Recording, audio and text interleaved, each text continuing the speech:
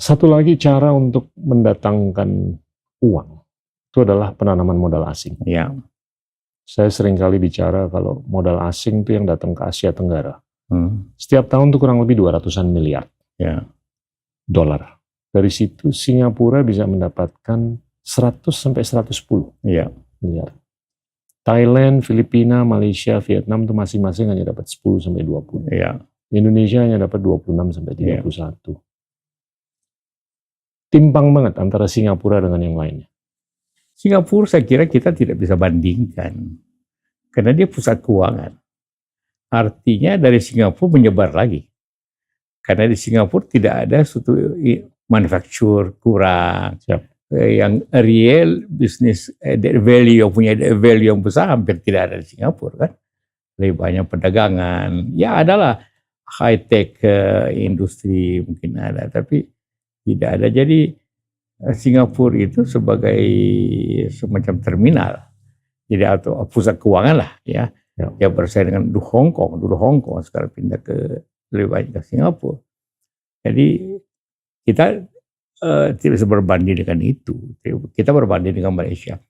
Masalah sekarang ini sebenarnya bukan masalahnya di luar, masalahnya karena dalam negeri, masalah hukum, masalah birokrasi dan duanya. Jadi akibatnya sekarang ini kalau saya bicara dengan para pengusaha luar itu, Indonesia menjadi pilihan keempat. Ya. Pertama selalu berpikir kalau mau investasi di ASEAN ke Vietnam. Dari situ ke Thailand atau Malaysia. Kita baru ke Indonesia. Sekarang Filipina sudah mulai berkembang. Jadi kalau kita lihat growth ekonomi kita kan sebenarnya kita nomor 3. Selalu kita bangga. Padahal Vietnam lebih tinggi, Filipina lebih tinggi dari kita, malah Malaysia lebih tinggi dari kita. Kita hanya lebih tinggi daripada Thailand dan negara lainnya. Kamboja pernah naik.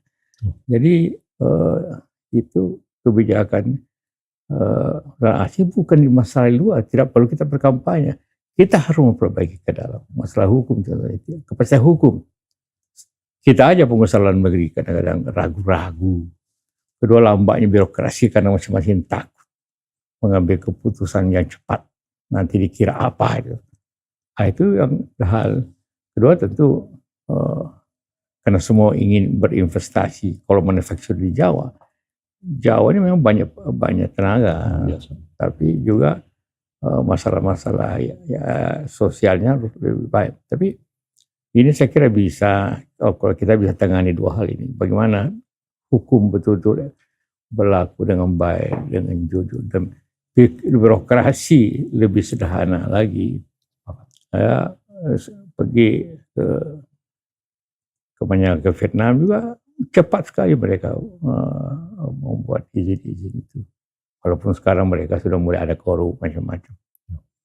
Tapi kita dua hal itu yang mesti harus kita perbaiki sehingga kembali menjadi pilihan nomor 1, pilihan nomor 2. Itu sebabnya kenapa kita rendah